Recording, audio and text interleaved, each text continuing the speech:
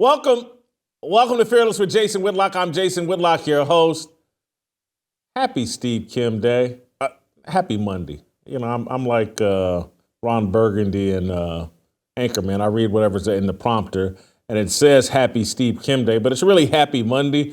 Steve Kim will be here. We have a fantastic show planned for you, an over-the-top fantastic show, particularly if you're an NFL fan, particularly if you're a Kansas City Chiefs fan, particularly if you're a fan of this show, particularly if you like a little daily dose of Deion. I know that Ticket TV and the Deion groupies will be very upset, but I do have a little tiny bit, a daily dose of Deion today, and it is awesome. Before I do anything, though, I need you guys to start, if you're listening over Apple, hit that 5-star rating. We need it. They're fighting us over at Apple. I need you to fight back and engage. It's very easy. Hit the 5-star rating. Leave a review. Write a little review. Ask me a question. Leave a comment about the show. If you're watching over YouTube, make sure you're hitting the likes, the subscriptions, the notifications. Make sure you're telling your friends to come join us every weeknight right at 6 p.m. Central Time, 7 p.m. Eastern Time. We're here every day trying to entertain you, trying to give you content that you can talk about, that you won't be ashamed to talk about, trying to evaluate the sports, the political, the culture through a biblical worldview. And we're also trying to have a little fun. And that's where we're going to start today, with just a little bit of fun before I get into the Patrick Mahomes meltdown. I want Shamika Michelle last week came into town and did something awesome. It's like an early Christmas gift to me. She gave me a personal Christmas gift that I get to share with you all.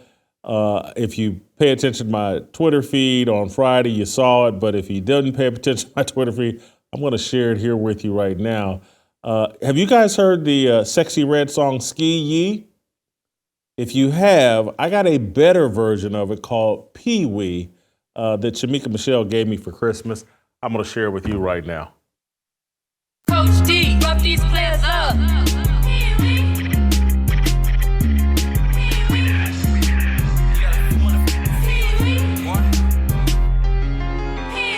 If you see me, then you know it's about a bug. Not about my players, I don't give a fuck. I'm the big dog, should do my little pup. Diamonds on his wrist, and he hold it up. When I holler Pee-wee, that mean I suck. Manipulate my players, then I get them stuck. Take the cornerback for a Colorado Buffs. Do you believe that? Nope. We ran out of luck. I'm 56, acting like I'm 30. Worship me like an idol, cause I'm worthy. Drop rose for a snow hose, wasn't pretty. Overplaying Travis Hunter, did him dirty. Should do a crying daddy, why they hurt me? Setting sack record sight, getting blurry. Players decommitting, coaches start to scurry. Run into the transfer portal in a hurry. Your favorite black coach, I do no wrong. Get them wins up, or I won't be here for long. Call them ghetto rappers to get us in the zone. Who ready? I'm ready, now play my theme song. If you see me, then you know it's about a bug. Not about my players, I don't give a. I'm the big dog, should do my little pub. Diamonds on his wrist, and he hold it up. When I holler Pee-wee, that mean I suck. Manipulate my players, then I get them stuck. Take the cornerback for Colorado Buffs. Do you believe that? Nope. We ran out of love. Call me Coach Prime, yeah, I'm the chosen one. Double threat in my time, touchdown, home run. The Pee-wee D high fans are really dumb. Getting all this recognition, and it is really fun. What would make you think I care about what you think of me? I got teams running scared, Coach Pee-wee. Started from the bottom, and then we won 3. I did this without them, cause it's about me. Your favorite black coach, I do no wrong. Get them wins up, or I won't be here for long. Call them ghetto rappers to get us in a zone. Who ready? I'm ready, now play my theme song. If you see me, then you know it's about a bug. Not about my players, I don't give a. I'm the big dog, should build my little pub. Diamonds on his wrist, and he hold it up. When I holler Pee-wee, that mean I suck. Manipulate my players, then I get them stuck. Take the cornerback for a Colorado Buck. Do you believe that? We ran out of luck.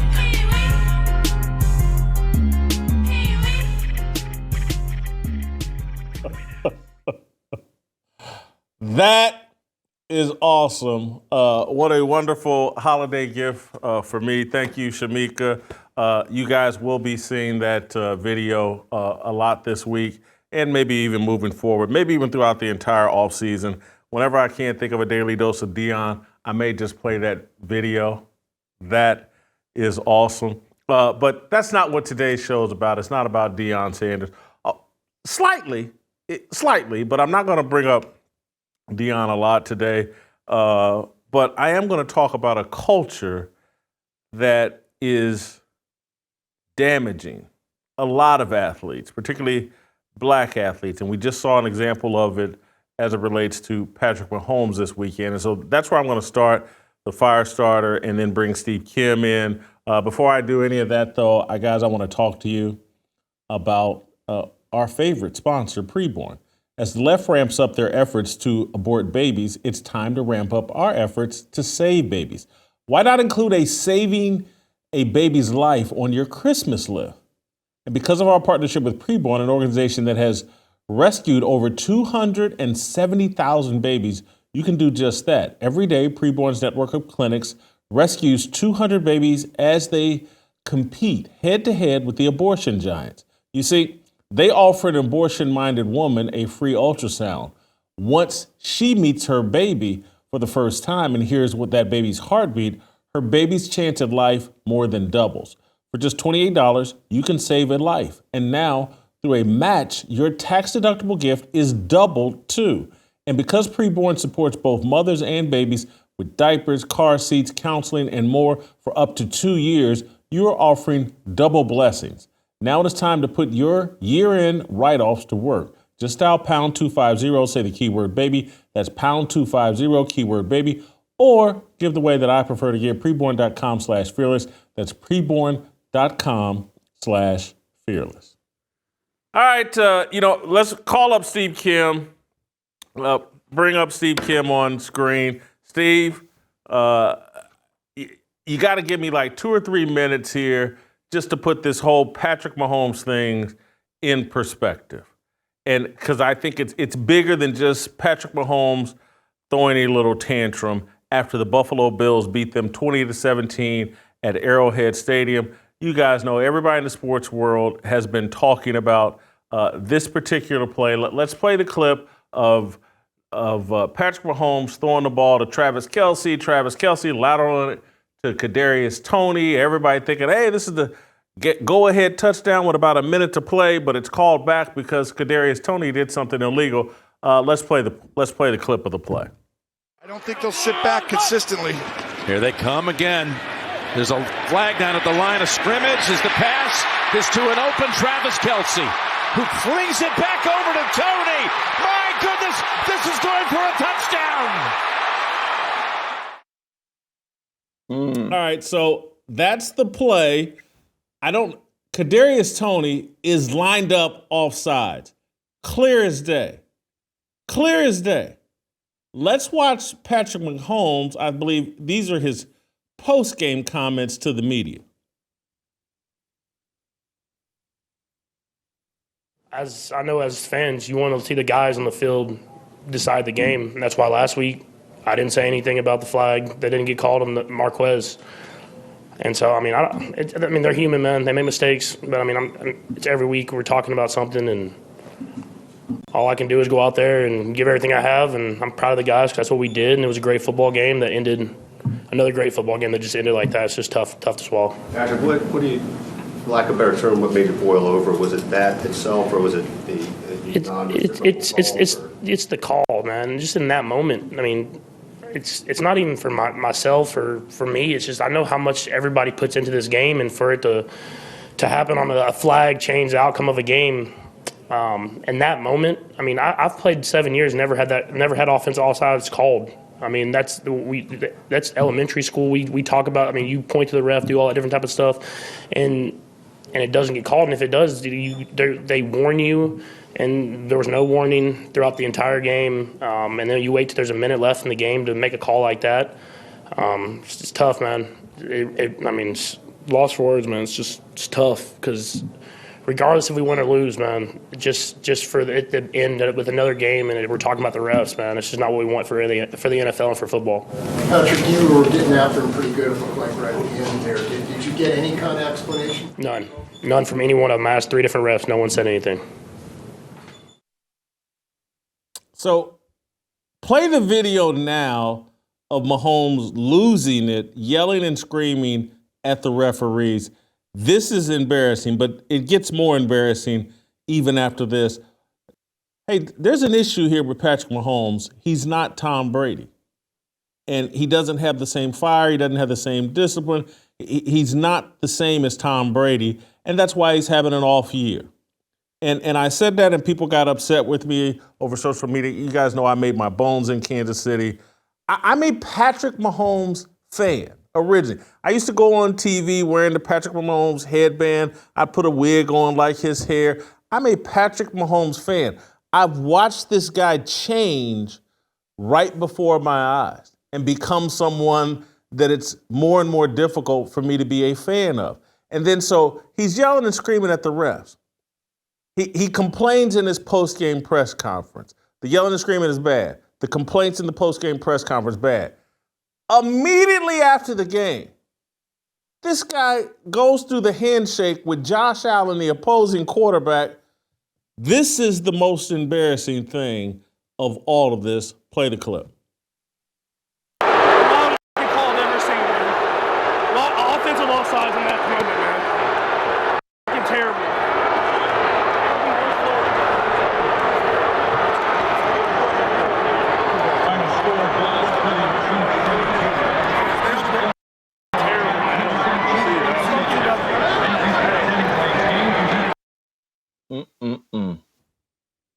Steve,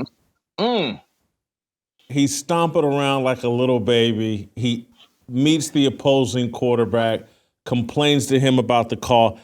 I'm embarrassed for Patrick Mahomes, but I'm not surprised. Your thoughts so far of what we've shown, your initial reaction? You know, Patrick Mahomes is a great pitch man. He does a lot of commercials, right? State Farm and all that stuff. His next endorsement deal has to be with like Paul Masson or someone in Napa Valley. Boy, that's a lot of wine. I mean, that's a lot of wine, and it ain't fine. And here's the thing that I really have to battle back with Patrick Mahomes is I don't have an issue with disputing a call that is incorrect. All these Kansas City Chiefs fans and Patrick Mahomes supporters are caping up for him on a call that was correct by every definition, but it goes back to that old saying from Thomas Sowell. When you get preferential treatment in your whole life, equal treatment seems oppressive. And it's almost as if that there's this level of entitlement with the Kansas City Chiefs fan base and their organization is how dare you referee our games fairly. And the one thing that really got me rolling my slanted eyes is when he says, as players, you know, this is what we work for, and we want the game called fairly. You know what? That Super Bowl last year with the Eagles was really decided on a ticky-tack play. Did you have any sympathy for the Eagles on that pass interference before the game-winning field goal? Of course not. Patrick needs to lay back. I don't think there's any doubt. There's a lot of frustration here, Jason, because Mahomes has been grounded. You look at what they've done the last 7-8 games. This is no longer that explosive, exciting offense we've come to expect from Andy Reid and the Kansas City Chiefs. So, and put back up the still image from the side. Because, I mean, this is such a no-brainer call. The other one from the side where it's such a no-brainer. He's lined up ahead of the center. Everybody else is about a half yard behind the center. Everybody else. This guy's lined up ahead of the center. It's a clear cut. The flag comes out instantly. Once the play is snapped, I saw the flag out of the corner of my eye. I'm watching the game live. I'm surprised Jim Nantz and Tony Romo never said anything in the middle of the play. Like, even as Travis Kelce's catching the ball, normally the play-by-play guy would say, hey, flag down. But they didn't. They let the play go on, and then they acted, there's a flag after the fact. But this was so obvious and so easy and so fundamental. They have no choice but to call it. And so, Steve, last week when I said this guy isn't Tom Brady, and what I meant by that, I mean, there were many layers to it. But Patrick Mahomes has prided himself on having the biggest contract in the NFL in a league with a salary cap. Patrick Mahomes, I think, was pretty much all good of like, hey, Tyreek Hill's going to leave here, or should I sacrifice some of my money because I have the best wide receiver in the National Football League. I have the guy who actually makes this offense go. And I know they won a Super Bowl last year without Tyreek Hill. And they got away with no Tyreek Hill last year. But they're not getting away with it this year. The truth is catching up with them. I think Patrick Mahomes is great. I think Andy Reid is great. I think they severely missed Tyreek Hill's big playability and ability to stretch the defense, and teams have figured out how to defend Patrick Mahomes. If Patrick Mahomes was really about the life the way that Tom Brady was, he would sacrifice some of the money so that he'd have all the supporting pieces that he needs. But he doesn't. He hasn't done that.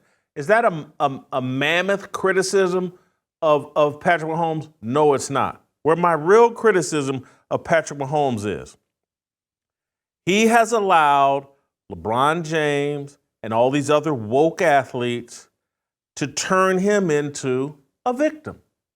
Because that's what this is all about. Something bad happened to the Kansas City Chiefs. The Chiefs are in a tough stretch of games. What have they won? 2 of their last 6? They've lost 4 of their last 6 games, something like that. They're in a bad stretch of games. He's struggling. Well, it couldn't be my fault. It couldn't be Kadarius Toney's fault. We're victims of improper officiating and this entire culture that many black athletes have adopted, that social media has pushed. It weakens great men and great competitors. And so that you lose a game, you go to face Josh Allen, instead of congratulating him, you want to whine. Worst call I've ever seen in my life, when it was one of the most obvious calls that had to be called because the receiver had done something stupid. Instead of holding Kadarius Toney accountable, instead of holding himself accountable, because if you still had Tyreek Hill, you wouldn't need Kadarius Toney. He wouldn't be there. You wouldn't have this washed out New York Giant.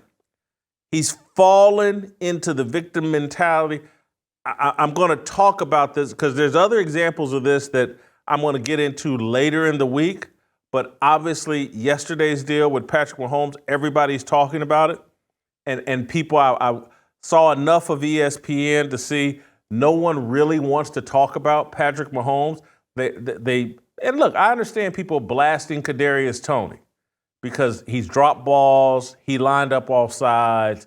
I get it. But people are leaning into blasting Kadarius Toney so that they don't have to deal with the fact that the quarterback, the highest paid player, the most influential player on that Kansas City Chiefs team has turned into a whiny baby, and he's taken the organization with him.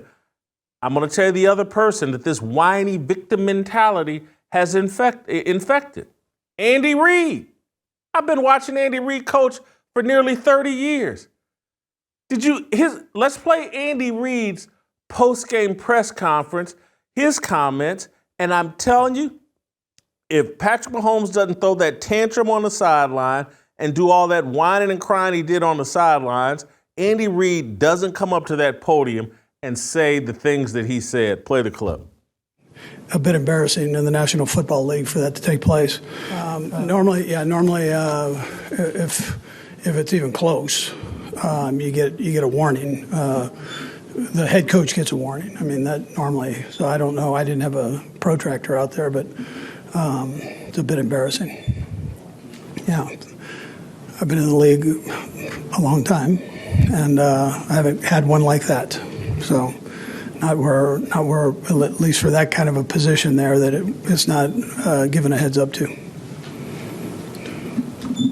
Coach, the play, how that ended up happening, was that a freelance thing with Travis and Kadarius at the end, or was that a plan type thing? I can't even believe you're asking that right now. So, all right, next question. God, Andy. I love Andy Reid. I'm telling you. Patrick Mahomes has dragged him down. Coaches now live in such fear of their top players and making sure they're supportive of whatever foolishness their top players are in. This is Andy Reid going full Popovich. Don't you boo Kawhi Leonard? Don't you, next thing you know, Andy Reid will be talking about gun control. Patrick Mahomes did this. He's dragged the whole team, including Andy Reid, into the victim mentality. This is where we needed a TJ Simers to shoot back. Well, okay, do you teach your guys to line up onsides or offsides? It's a legitimate question because Andy Reid is a really creative play caller. He has unbelievable schemes. Was it planned or was it impromptu? I don't think it was a terrible question. The guy's trying to lighten the mood.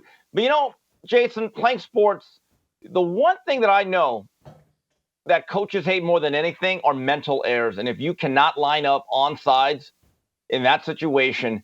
And I have a question, though, for Andy Reid talking about the warning. So let's say Kadarius Toney was actually another yard or two offsides, though. All right, so it's even more obvious, but does he get the warning? I didn't realize that you got a mulligan on all this. And so the other thing that's really interesting about the situation you talked about at the finances, the greatest advantage that you have in the National Football League in terms of salary structure and dealing with that cap is to have a really good quarterback on a rookie deal, because that gives you a buffer. It makes you, allows you to have 6 or 7 other quality players or keep another Pro Bowl level player or two on your roster. You look at the Niners right now, the way they are constructed with Brock Purdy, first contract, they got the 7th round draft choice. They must have players all over the roster that they otherwise would not be able to afford with a Patrick Mahomes type of salary. And you brought up Tom Brady. When I read that book I referenced a couple weeks ago, Better to Be Feared, there's no doubt about it in reading that from Seth Wickersham, time after time, Tom Brady kept taking discounts. He made concessions over and over again for at least, I would say, the last dozen years of his career. And at the end, it started to bother him because he's thinking, wait a minute, I should get a little bit more respect from my head coach because I'm allowing us to be the team and the franchise that we are. I am getting the sense now there has to be some sort of philosophical change within the league of telling these quarterbacks, listen, we really like you. You're our franchise quarterback, but there is a threshold that we will simply not cross if you want to actually win. And I just wonder, how many of these guys are actually about winning the way Tom Brady was? They're not. And I can't fully beat them up about that. And so I want everybody to hear my criticism in context. My problem is the victim mentality. That all the calls that the Chiefs have gotten over the years with Patrick Mahomes and with Andy Reid. And now all of a sudden, one of the most obvious penalties in the world is the worst thing they've ever seen. And to throw this type of tantrum and name me another quarterback in the league with the exception of, sometimes I hate to do this, but it's just so obvious. If Josh Allen had lost that game and had gone up to Patrick Mahomes after the game and complained, worst call ever, and throw that kind of tantrum, all the same people that are jumping on Kadarius Toney would be shredding Josh Allen. Absolutely shredding Josh Allen. So Patrick Mahomes lives in this protected space. He's worthy of obvious criticism. This is a bad look for him. And the criticism would actually do Patrick Mahomes good. It would be like, it would maybe wake him up to like, hey man, I handled that wrong. I set the wrong tone. Now I got Andy Reid out here whining and crying and looking like, again, calling this call embarrassing. He's literally acting like this is Sean Payton losing to the Rams over a non-PI call. That's how he's acting. Like this was the equivalent of what took the Saints out of the Super Bowl against the Rams. I'm telling you, I love Andy Reid. This is the Patrick Mahomes buying into the victim mentality, infecting the entire team, including Andy Reid. It's a mistake. Both of these guys need to cut it out. Jason, as I'm watching that last sequence, what's really interesting, again, we're not there. So, and the way the cameras can pan and the way they produce an event can take things out of context. When I saw Patrick Mahomes getting angry, I didn't know. I thought he was either getting on Kadarius Toney or an assistant coach, and I'm thinking, in my view, the way he should have handled it is to tell Kadarius in private, Kadarius, you've already cost us 2 games, Detroit and now this one physical error, one a mental error. Third strike, you might be out of here because, he has a lot of influence, and you got to take that guy aside. That can never happen again. That's on you, and also on me for not lining you up correctly. But talking about the purely football, I didn't realize this, so they said it on the CBS broadcast, Jason. Right now, we're, a little bit halfway through the year, 2/3, 3/4 in. The Kansas City Chiefs have 33 drops. Jason, I didn't know NFL teams drop 33 passes in a season. So they're on pace for about 45 to 50 drops. That's staggering for a National Football League team. Where have you gone, Stephon Page? And Dwayne Bowe ain't walking through that door. Jeez. It's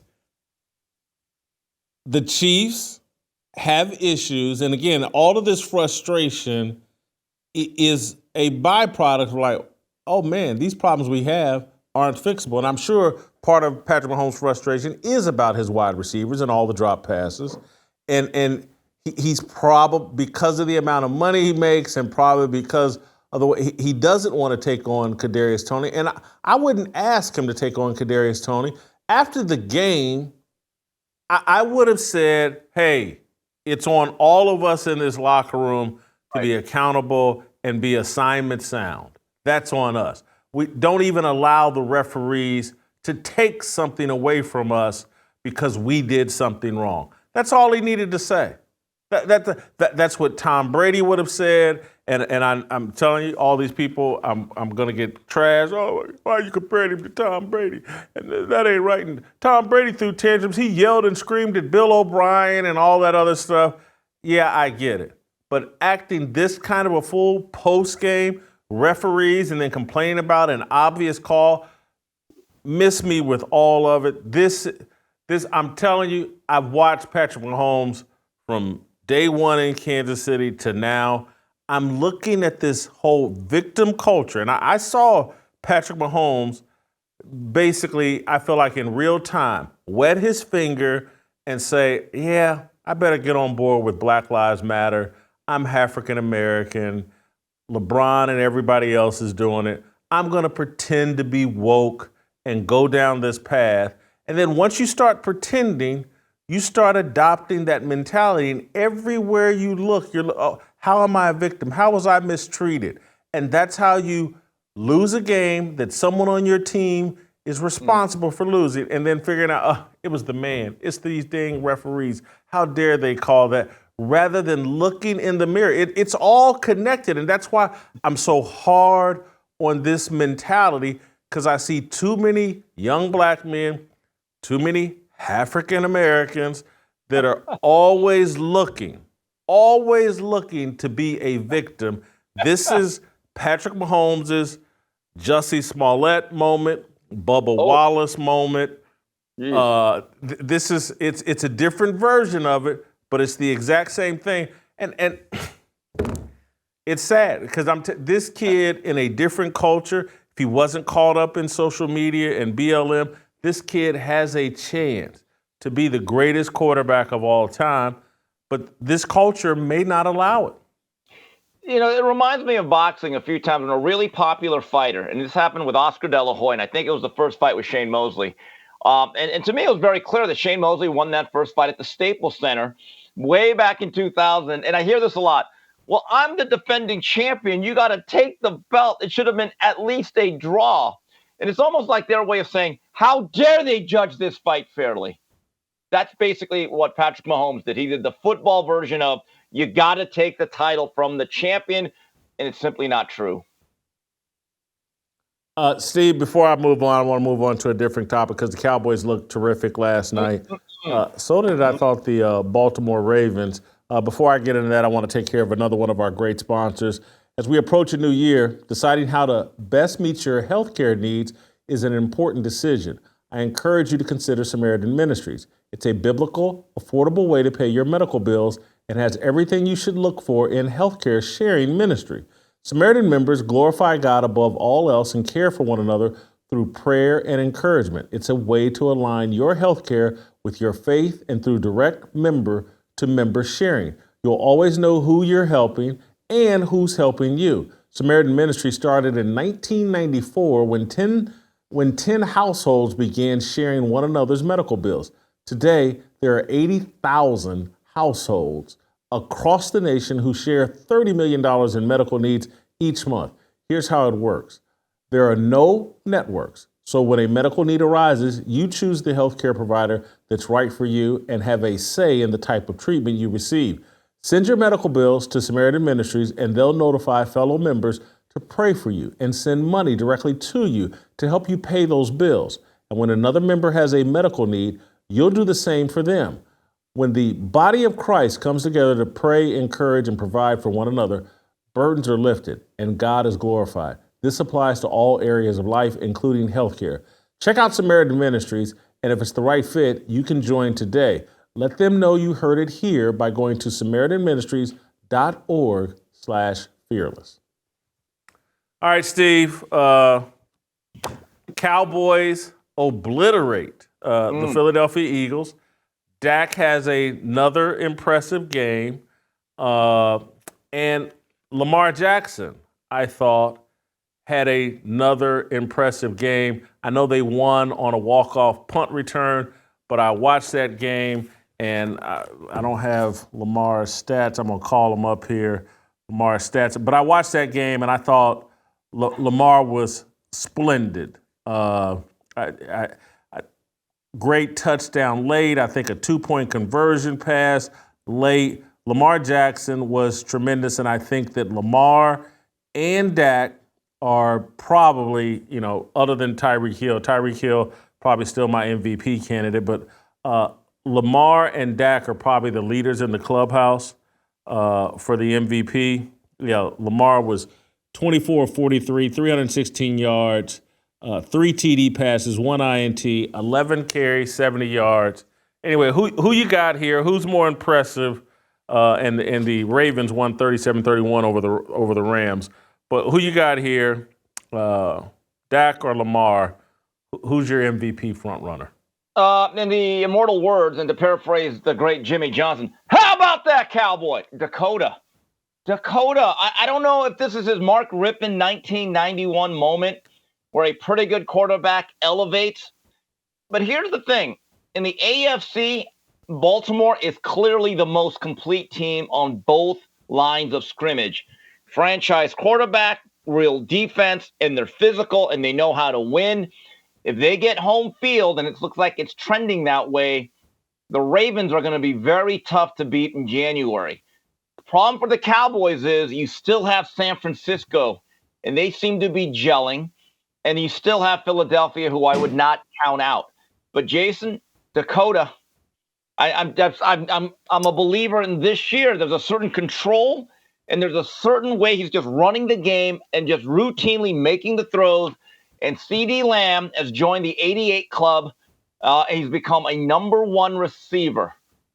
And look, I believe they will at least make the NFC Championship game. I don't know if they're going to get over the Niner hurdle because I still think the Niners overall might have the best roster in football when they're healthy. But this has been a really, really great year for Dakota Rain Prescott. Okay, the award is still called the most valuable player. Okay. And so I think for the Baltimore Ravens, you take Lamar Jackson off the Baltimore Ravens, they don't sniff 10-3. They are 5-8 probably.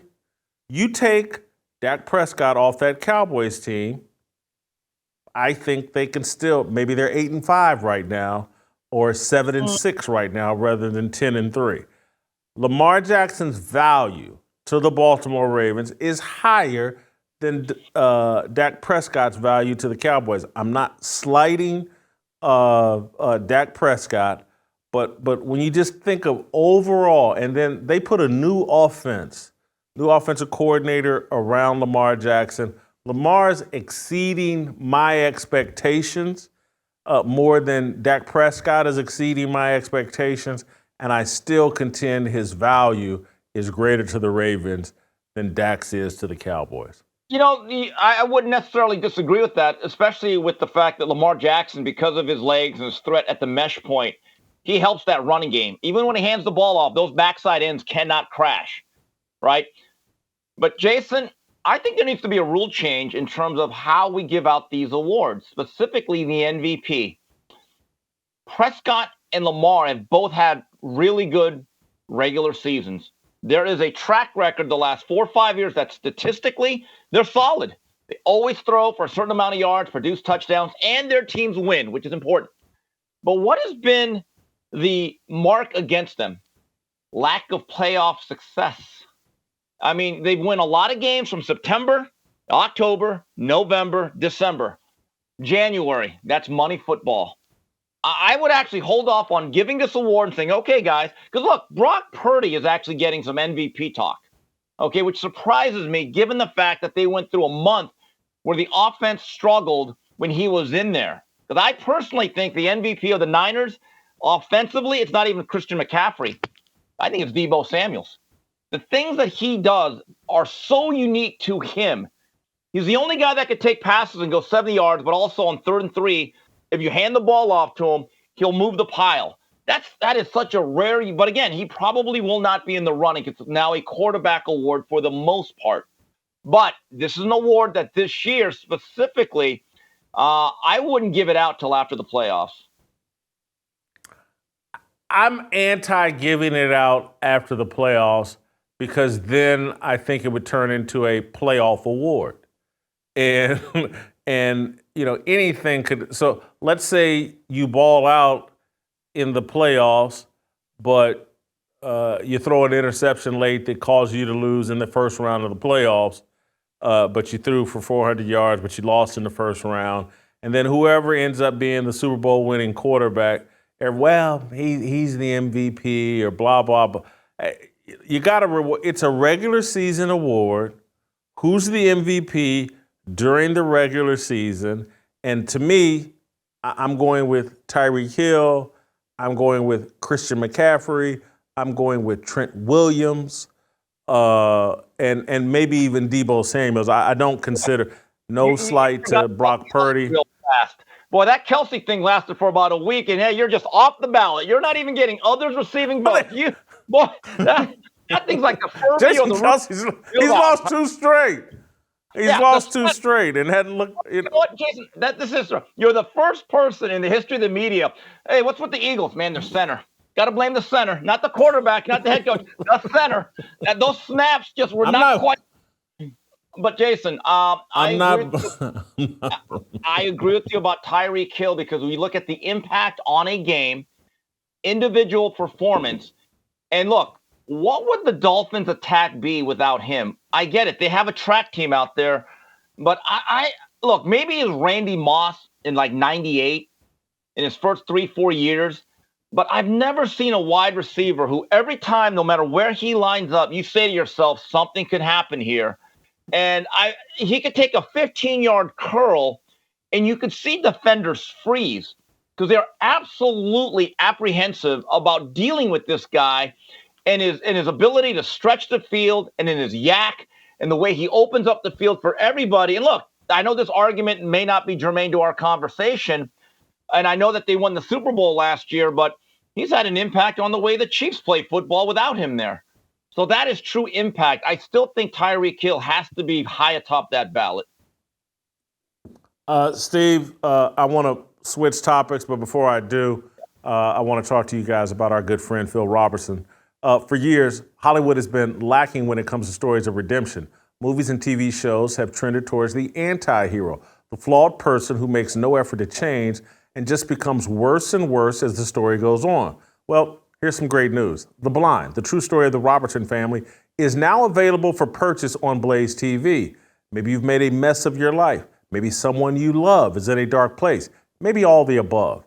If you or someone you know feels beyond redemption, you need to watch this movie. You'll see there is always hope, always. The Blind takes you on an incredible journey through the life of Phil Robertson, giving you an intimate look into the man behind the legend and the trials, the triumphs, and the values that have shaped him through the years. While The Blind wasn't a Blaze Media production, since Phil is such a big part of our Blaze TV family, we wanted to make sure you had the opportunity to stream it here. Because it isn't ours, we can't include it as part of our subscription package. But if you'd rather purchase it and stream it here rather than on Apple or Amazon, we wanted to make sure the opportunity was there. So do it now. Act now. Don't miss this opportunity to own The Blind, a Phil Robertson story on Blaze TV. Buy it today at blazetv.com/theblind for just $19.99. That's blazetv.com/theblind. Steve, this topic here, I'm really, really fascinated by. And people are going to be shocked with my position on this. But I think it's unfair what's happening to Malika Andrews, the ESPN broadcaster, I think NBA Today host. She replaced, what's her name? What's the white woman's name? Rachel Nichols. Yeah. Replaced Rachel Nichols, I think on NBA, or maybe it was Maria Taylor. I can't remember. Anyway, she's hosts one of these NBA shows. Her and her sister have jobs at ESPN because, in my view, they meet these diversity, equity, and inclusion. They're half black, half Jewish. What a better combination to be in the media than half black and half Jewish. So they get these jobs, and she's attractive and does a decent job, and she pretends to be a little woke and does a little sister girl. I should have asked y'all. Y'all remember I've been critical of Malika Andrews. We are all black people, and so we have to have an opinion on George Floyd and Derek Chauvin. She does some silly stuff. But now the social media crowd has really gone after her. And so she's in Las Vegas presenting that bogus trophy they gave LeBron James and the Lakers for the in-season tournament. And let's play the clip of her getting booed by the crowd in Las Vegas. And ESPN's Malika Andrews. Thank you.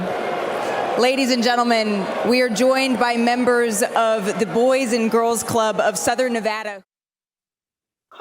So, Steve, I'm just keeping it real because we do that here on this show. And so I'm going to be a little bit politically incorrect, but I'm just keeping it 1,000%, 1,000%. A light-skinned black woman with a big booty, I've never seen her booed inside an NBA arena. It's never happened. That's the first time in the history of any basketball event that I'm aware of, whether it be AAU, high school, NBA, college, light-skinned woman with a big booty, pretty face getting booed. Woo! Social media has done a job on Malika Andrews. I think it's a bit unfair. She's a child, been put in a position, and now the narrative on her over social media is, there was some black athlete she questioned about domestic violence, and now she allegedly hasn't been hard enough on Josh Giddey. I got some sympathy for Malika Andrews. How about yourself? Well, a couple years ago, she was really popular during the NBA bubble, right? But now, the immortal words of Belle Biv DeVoe, never trust a big butt and a smile, according to you. But here's what I think happened. This is just my theory. That girl's poison. Yeah. Yeah, that girl is poison. Yeah, we must warn you. Anyway, so once it was found out, okay, there's a combination of things. She was very hard on that young basketball player from Alabama that you covered at length last year. She mentioned Brandon Miller, Brandon Miller. Right, Brandon Miller. Yeah. And I think that is unfair because during draft day, you have to mention the context that, hey, there's some controversy around this young man. I don't think she was overly critical or harped on it too much. You kind of move on to the next draft choice. But so once you do that, though, and then the YouTube community and people that I like have covered it, it almost creates this mob mentality of, do we like this individual or not? But Jason, this is one thing you did not mention. Once it was found out that she was dating Dave McMenamin, who seems like a decent fellow. I listened to him out here in L.A., and he's not a brother. He's another. He's a glacier glider. Uh-oh, now it was all bets are off. Now she's not part of the squad. And that's where I think the floodgates really opened on her. That, number one, you seem really critical of black athletes, whether it's valid or not. You're already a mixed race child. And now you have a non-black significant other. All of those things together, they work against her in the court of public appeal, at least to the community.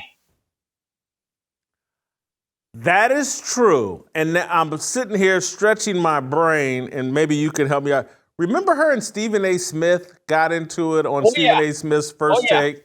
Mm-hmm. I can't remember the details of what that's about, but I just remember Stephen A. having to check her and be like, hold on, what? That was over the Emi Udoka and the actress that he was kind of coming out on. Nia Long, yeah. Right, and that relationship was not for long after that. And so what happened was, this is where Malika deserved that spanking, because she tried to call in and lecture Stephen A. And Stephen A. said, oh, no, you're not. And by the way, that was very valid. She completely stepped out of her bounds, and that haughty attitude that she had, she needed to be knocked down a peg. And from that moment on, that's another one of those things that certain people are like, you know what? You said, like, you're not with us. That's what it is. And so the message I would give to Malika Andrews and any of these young girls, young women following in her footsteps, again, she wanted to play the racial card, right, while it worked for her, and wanted to be on the whole racial justice warrior team without realizing, like, these identity politics people, eventually they're going to come after the Jewish side of you. Eventually, these people that you're caping up for and you're rallying around, eventually they're going to look at Dave McMenamin, nice guy, hats off to Dave. I ain't mad at you. You got one. Congratulations. But she needed to realize that and I say that in all seriousness, I like Dave McMenamin, and I'm halfway jealous of him. But I'm just keeping it real. She needed to realize that these same identity politics she's playing were eventually going to get played on her. And that's what all these guys need to realize. Is the same, you run around Black Lives Matter, and in this house, Black lives really matter. And those same Black Lives Matter protester, Antifa, one day they're going to be breaking into your house. Yep. One day they're going to show up at your business and burn it down. One day they're going to decide, you know what, Malika? We don't like you dating a white guy. And so we're going to boo you inside NBA arenas. We're going to make life hell for you over social media. And that's why you need to man and woman up and play the deal straightforward and honest the way Sage Steele has played it. And look, is there some blowback that goes along with being as honest and as transparent and as truthful as Sage Steele? Yes. Of course. But I'd rather deal with that. I would rather deal with that than be out here and be dishonest and trying to play like you a sister girl from around the way. Well, come on. That Jewish half of you put you in some private schools and put a silver spoon in your mouth and fast-tracked you into the media world. And now you get to, I'm black, I'm Jewish, I'm a victim. Well, this is, but I say all that to say she's a young woman. She didn't know what she was doing. She's listening to her handlers. And now she's going to go around for probably the rest of her media career with this baggage and this unearned animosity that's directed towards her. Well, Jason, so recently now, and something we brought up, the Josh Giddey thing. And because she didn't go after old Joshua with the ferocity of Gayle King to R. Kelly, now it's like, now why is that? And they're like, okay, maybe we ought to get a little bit more, evidence before it. But it's like, again, because now at that point, it's like, wait a minute, do you care about female rights? Or are you about equity? And so now, or are you protecting Josh Giddey because he's a Caucasian fella?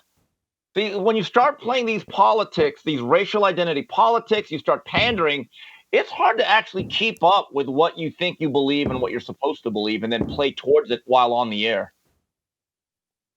Steve, totally agree with you, and we're about to get into Josh Giddey. But before I do that, I want to talk about our great friends at Fox and Olden. You guys know I started drinking coffee recently, and even more recently, I started spiking my coffee with this straight bourbon whiskey from Fox and Olden. It's around that time of year again. All the Thanksgiving decorations are back in the closet, right where they belong. The Christmas decorations are up and making everything for Miles look bright and cheerful. And the sun goes down pretty early in your cozy, dark neck of the woods. That means it's time to settle into your favorite chair, kick your feet up near the fireplace, and have a giant glass of Fox and Olden whiskey.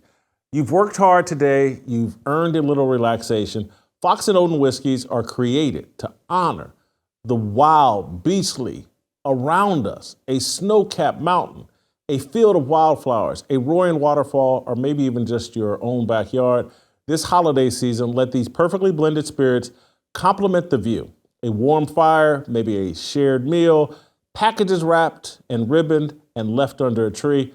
However you celebrate, enjoy it to the fullest with double gold award-winning Fox and Olden Craft American whiskey. Taste the spirit of the holidays today.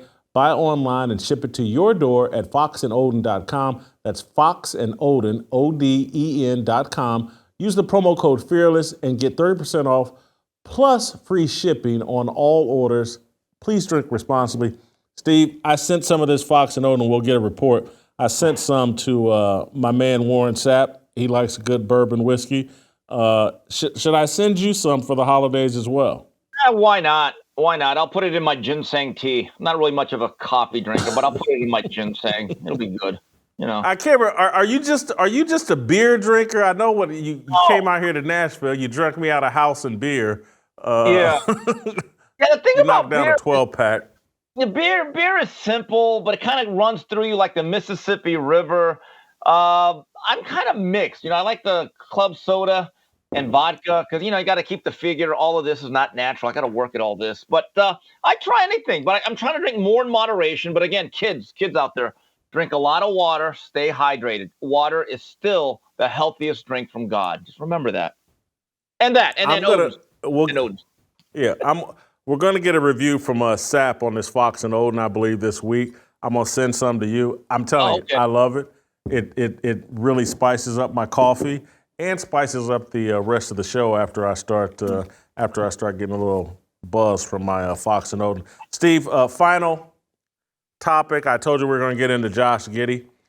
Patrick Beverly has driven us into the Josh Giddey story. He's doing a podcast, or he was interviewing, I believe, Kevin Hart, the comedian, and this is during an ESPN broadcast of the game, and he brings up Josh Giddey, starts asking Kevin Hart about it. Let's play the clip. I got a daughter, and I like to call myself a girl dad. What you think about the Josh Giddey situation? Fellas, y'all want to answer that? Yeah. I mean, there's rumors going around that, Josh Giddey was dating an underage girl, and they said the family is not cooperating or participating with the police investigation, so therefore I think I read that too. I say, what y'all think about it? Pat, I'm gonna be honest with you, that was my question. Yeah, Pat, I heard your question, but I'm gonna tell you what I do real well. Deflect.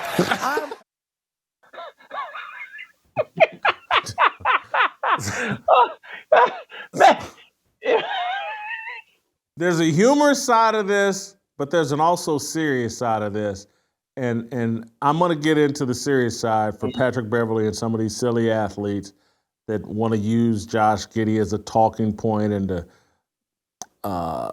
again, it's all appealing to social media. Hey, I went on ESPN and I did something and I talked about Josh Giddey. And, it's all this. He's subtly playing the race card. But anyway, before I go to the more serious side, your take on what Patrick Beverly's doing here. I have a question for everyone that's a girl dad in the NBA. From how many women?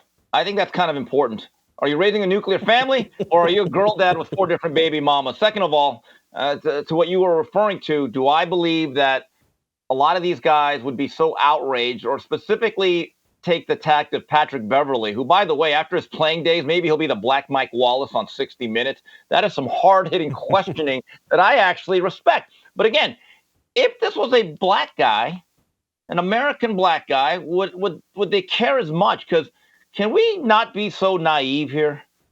The debauchery and the decadence that must take place in every hotel on the road while these guys load manage. Give me a break. These guys are all of a sudden now the moralists. They are now the ethical judge of what goes on sexually.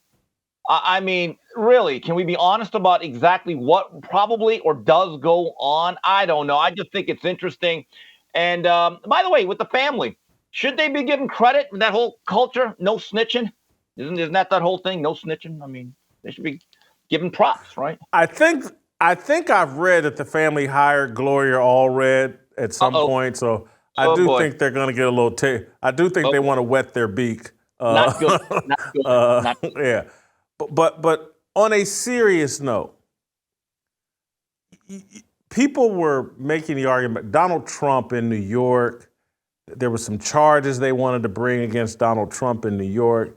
And so I think my memory serves, they extended the window an extra year for women to file domestic violence charges or accusations or sexual assault charges. And so it was done in a move to get Donald Trump. And everybody, oh yeah, get Donald Trump and let's change the rules. Let's change the statute of limitations. And then a year later, that came back to bite in the rear end. Jamie Foxx and Marcellus Wiley and a bunch of other people that got sued right at the deadline of this deal, right before Thanksgiving. And I say all that to say that these NBA players, they get you so caught up in your racial idolatry and your hate of Donald Trump and your hate of white men that you don't know that you're normalizing things and setting standards of things that are going to come back and bite you in the rear end. And so here's Josh Giddey, a 19-year-old, and I'm not trying to make excuses for him, but a 19-year-old from Australia or wherever he's from comes over to America, according to all reports, meets this woman at a club where I think you had to be 18 to get in. And so she's shown a fake ID. I've talked to some people who know the girl. I've talked to some people that know the girl. I've read all the reports. This girl, according to these people, is like, she's got a problem with the truth. No one is surprised she was in a nightclub pretending to be older than what she was. And so some 19-year-old kid meets some girl, thinks she's of age, thinks, she's in this club, she's got to be a certain age. And they hook up and spend some time together. I'm not defending Josh Giddey. What I'm saying is, do NBA players, the black ones, do they want to be held to this standard? That when they were 18, 19, 20 years old, with all this NIL money running around in college, early in their NBA career, they go out to nightclubs. They go to house parties and things where women lie about their age. They live in an era where they can be set up very easily. Do they really want the repercussions of what just happened to Josh Giddey being misled by a young woman to then be able to turn around and say, we can prosecute you for statutory rape. Ask Patrick Beverly, and Patrick Beverly's in his 30s now, but let's dial the clock back to when Patrick Beverly was 19, 20 years old, and his peers were 19 and 20 years old. What situations did they put themselves in? We don't think of an all-time great, who was, I think, at one point the second leading scorer in NBA history, Karl Malone. This dude had a kid, knocked up a 13, 14-year-old in Louisiana. We think he's the only one? So you can get all caught up in, hey, let's get Josh Giddey and let's play the race card. Is that really a standard you want to live by? And will that, if that becomes standard and normalized, do you think Gloria Allred can't find some black mamas, some white mamas that would like, hey, this young man, when he was 19, 20 years old in the NBA or in college, he hooked up with my 15-year-old daughter. And let's shake him down for a 7-figure shakedown. Because is that really a world these NBA players want to live in? And this is where I always say, this whole racial game, the way that they play it like a game of checkers when life is a game of chess. And the little checkers game that they're playing will end up blowing up in their face. Yeah, the old proverb is those who live in glass houses should not try to dunk. You're absolutely right about that because, look, this is not a puritanical lifestyle that you lead on the road. And I don't know what team Josh Giddey is going to end up in the future, but I would hope, young man, and take it from Uncle Kimster, no matter what team you're on, please get Coach Greg Adams in your life. He will teach you many lessons that are going to serve you well and keep you out of situations like this. But again, I would like to know the context of how old is he? What's the age difference? And again, did he have a belief that that she was 18? These things matter. These things absolutely matter. And going back to Malika Andrews, she made the mistake of actually trying to let the process play out and to get all the details, as did Stephen A. Smith, because now he's getting heat because he's not spotlighting this story.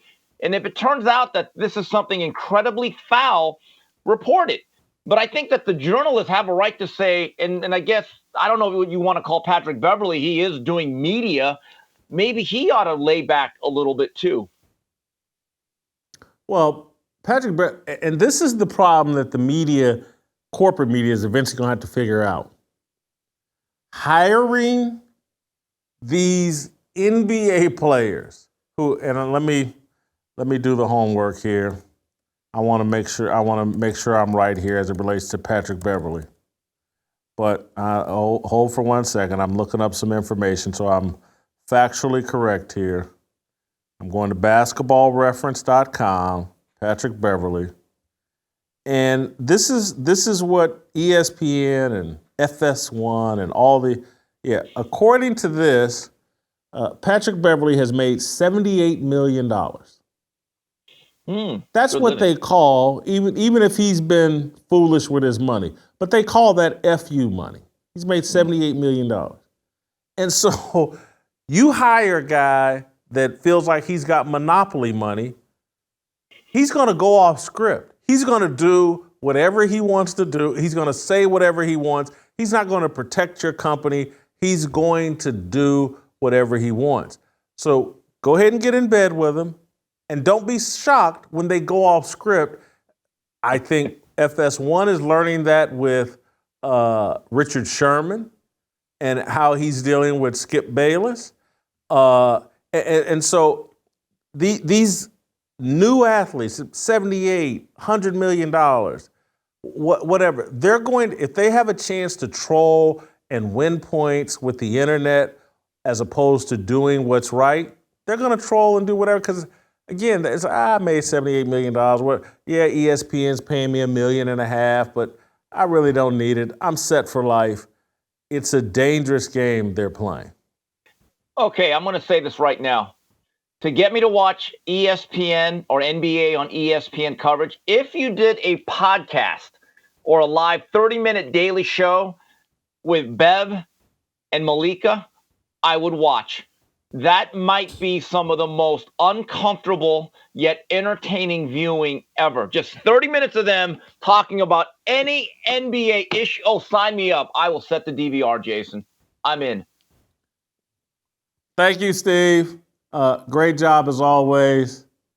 Appreciate you wearing the Fearless jacket, the Korean Cosell. Thank you. I want to say one other thing, and I'm just beating a dead horse here a little bit, but I'm talking about Patrick Beverly and all these guys. Just be careful, because did you not learn anything from the R. Kelly situation? And not that R. Kelly is a victim.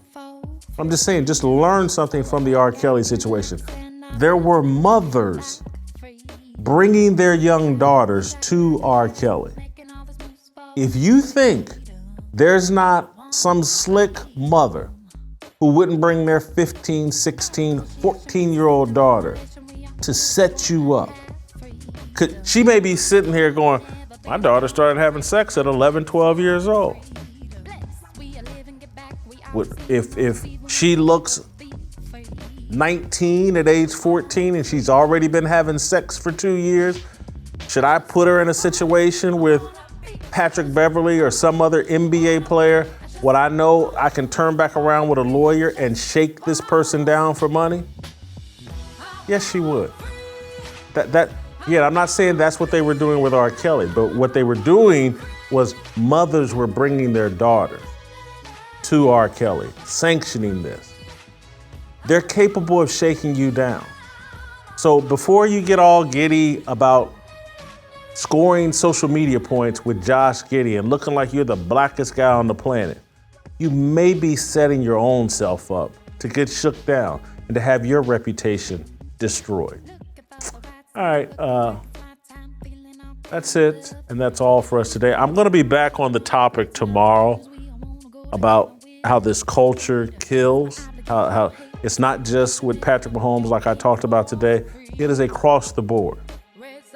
Tomorrow I'm gonna get into Juwan Howard and what's going on with the Michigan basketball coach. Known this dude since he was 19 and a sophomore in college. I've watched the culture kill Juwan Howard.